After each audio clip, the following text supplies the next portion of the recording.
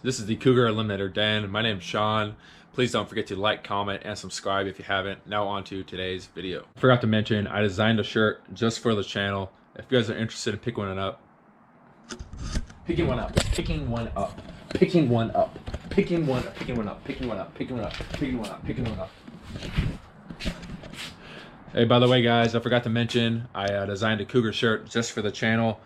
If you're interested in picking one up, leave me a comment and I'll get the link to you guys.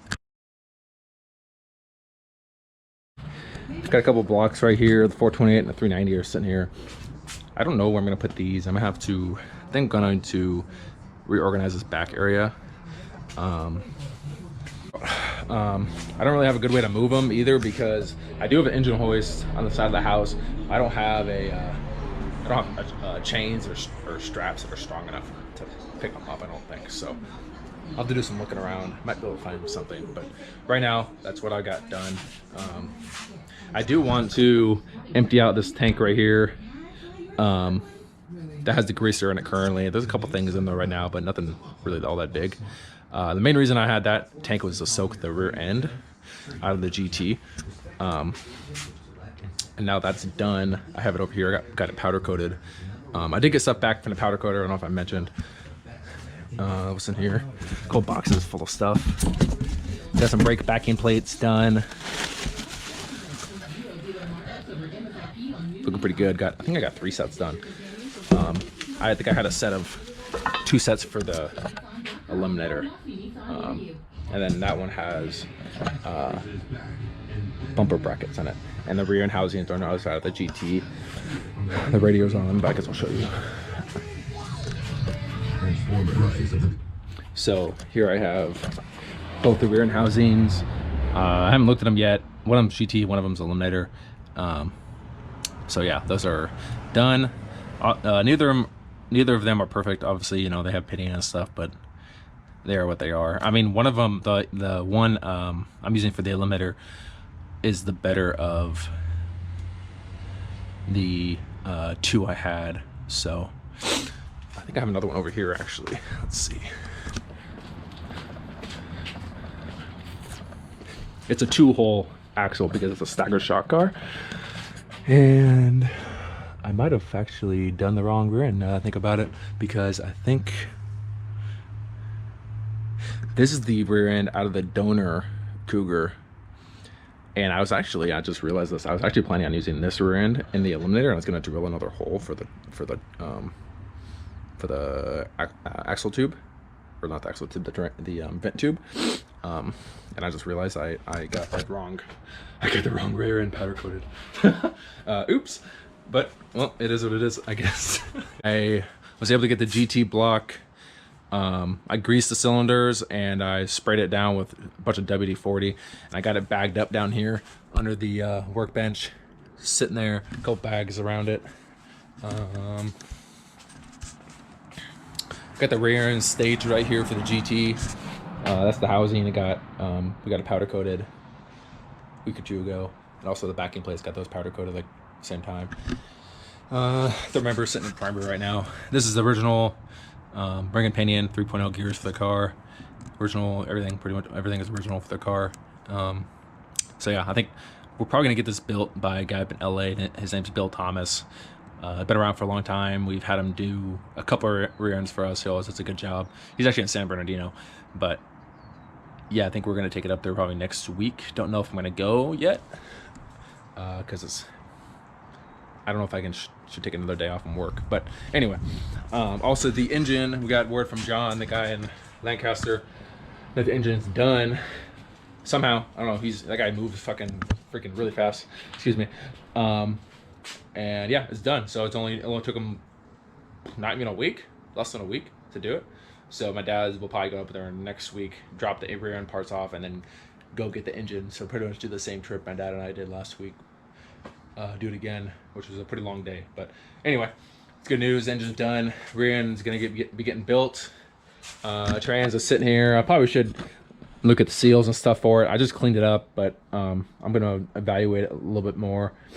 It's pretty clean on the inside. I think I showed you guys before. Original trans. Anyway, I was gonna mention the Power steering pump for the GT. I'm rebuilding it myself. I got it taken apart fully. Here's the inside of it right here. Reservoir. The reservoir I have painted over here. And here's a shaft. So yeah, it actually came apart really easily. Didn't need a press or anything to do it. I'm going to get a rebuild kit, probably just from the auto parts store, and work on getting that back together. Clean up the housing. Show you guys real quick.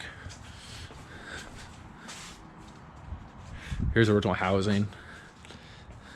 Just got it primed right now. I have to get the correct paint. It does have a dent on it, and I'm sure you can see it right there. I'm not really worried about it, to be honest. I'm just gonna leave it as is.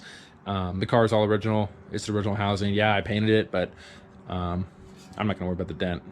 Plus, there's another couple small dents there. But anyway, I'm just gonna leave it as is. Not gonna affect it. And yeah, there's that. That's it for now. I don't know if I'm gonna be filming this weekend or not. We'll see. Maybe Monday. Yeah. Anyway, I appreciate you guys watching, and I'll see you next time. Bye. I have the 2 tie rods off the GT. And neither of them are the best shape in terms of rustiness, I guess. One of them is fine, but obviously this was very tweaked. The car got hit at some point, I think on the passenger side, I think so. So the tie rod is tweaked, and also the strut rod on that side is tweaked. So it's kind of evaluating these, trying to get together what I need to essentially have the car rolling. So I need the steering figured out. And I was going through my boxes, and I have a couple extra tie rod ends here that I've already taken apart. So I guess I'm going to work on actually taking both these apart, because this end on this one is very loose. So that's no good. And these aren't really serviceable. You just kind of, if they're too loose, you just have to replace them essentially.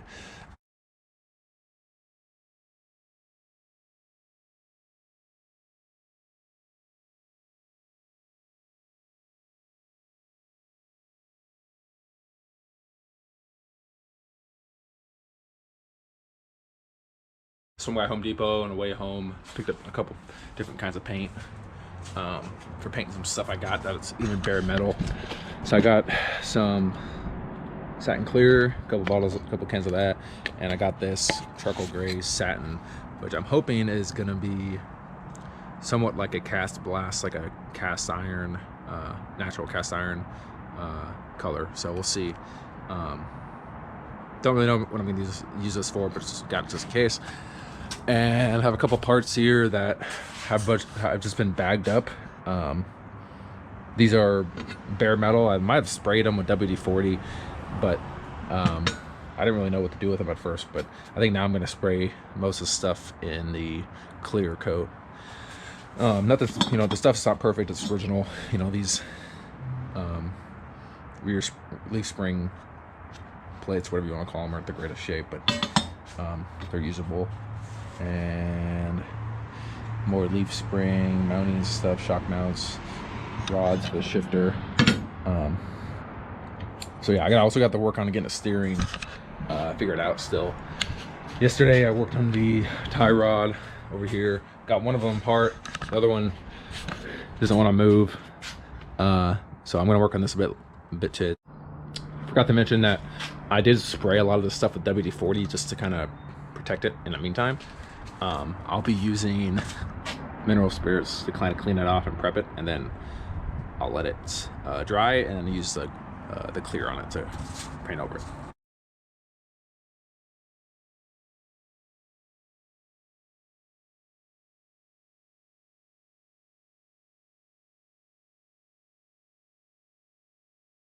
All right, so I tried to film a time lapse, but I don't know what happened. I don't think it worked, but regardless, I got it taken apart. That's the one right there. Required quite a bit of heat and some hammering, but I got it apart, and I don't think I destroyed it. I haven't checked it because it's kind of hot. But yeah, here's the 2 tie rods for the GT. I'll have to get new adjusting sleeves and new these, new nuts and bolts, obviously. So, but yeah, these are gonna be cleaned up. And right now, working on doing some painting.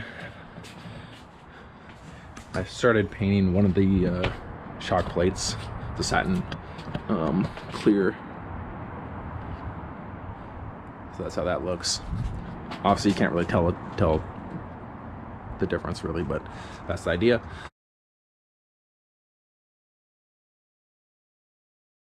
All right, I'm gonna let this stuff dry. Painted each of these. It says on the can to let it dry for an hour before touching it, so I'm just let these hang dry here.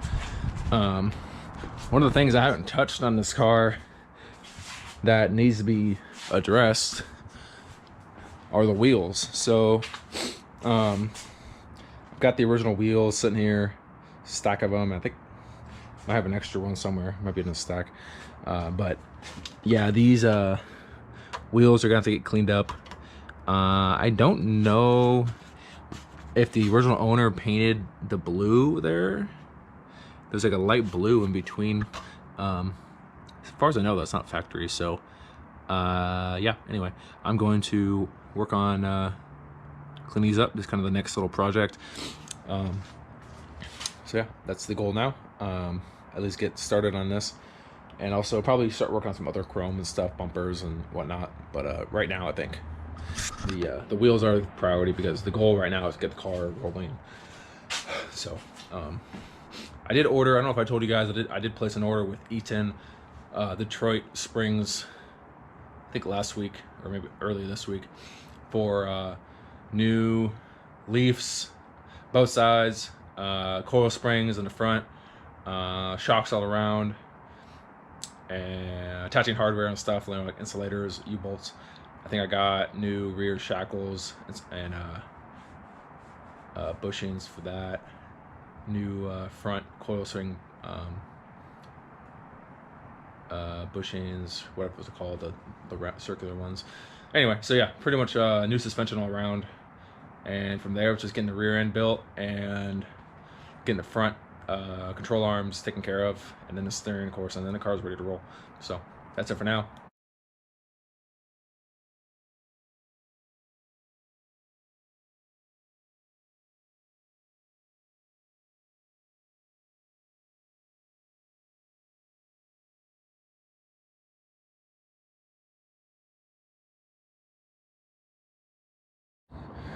All right, so I'm starting with removing the chrome trim rings on each wheel.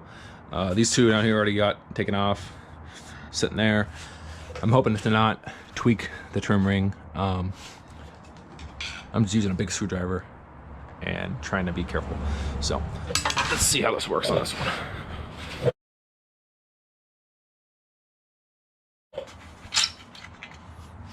Okay, I think I got that off without tweaking it.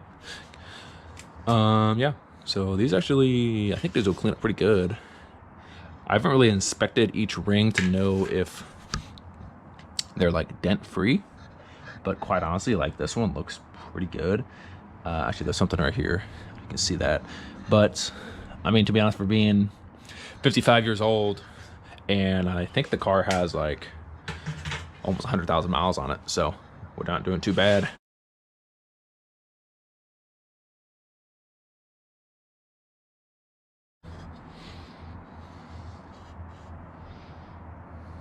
Seen for any dents or scratches. Quite honestly, I don't see anything on this one. So I'm gonna clean these up with some steel wool, maybe something else like mineral spirits or something, and I'll see how this is looking.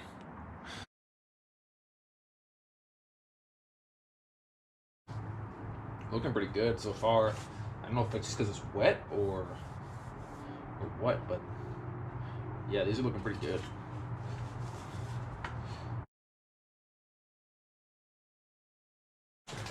Plus, California, can't really get stuff chromed at a high level anyway. My dad's actually been taking stuff to Mexico. He knows a guy that goes down there and gets stuff chromed, so he's been doing that. He's been pretty happy with it, but not in this car. On his 70 Mach 1 he's doing. I don't know if I need a steel wall this, so this looks pretty freaking good. All right, I think the parts I got out here hanging are dry enough that I could probably handle them. So to be honest, I can't even tell that this has clear coat on it. That's pretty good. Obviously it's not perfect. Like I said, it's got a lot of pitting on it.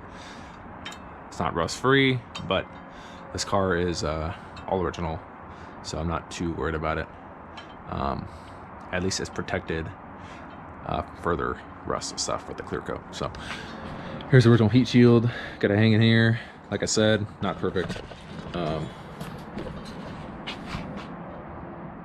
Original black paint. I cleaned this up a little bit, and I wasn't really sure what to do with it initially when I saw it, because it had surface rust and whatever. So a lot of the black paint did come off, but I kind of think it looks aged and weathered and original, so I'm just gonna leave it. No big deal. There's the other one hanging there. I'm gonna take these down and hang up a new set of parts of the paint. So let's check in a little bit. Got the shock plates hung up, original ones off the car, and clutch fork. So I'm gonna paint this stuff and see how it turns out.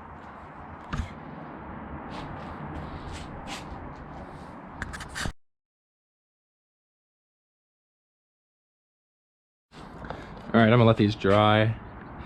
It's actually pretty amazing how nice these are, based on the fact that they're sitting under the car in a Tennessee, or I should say Southern Kentucky barn. Not indoors. It was like a covered. They called it a pig barn.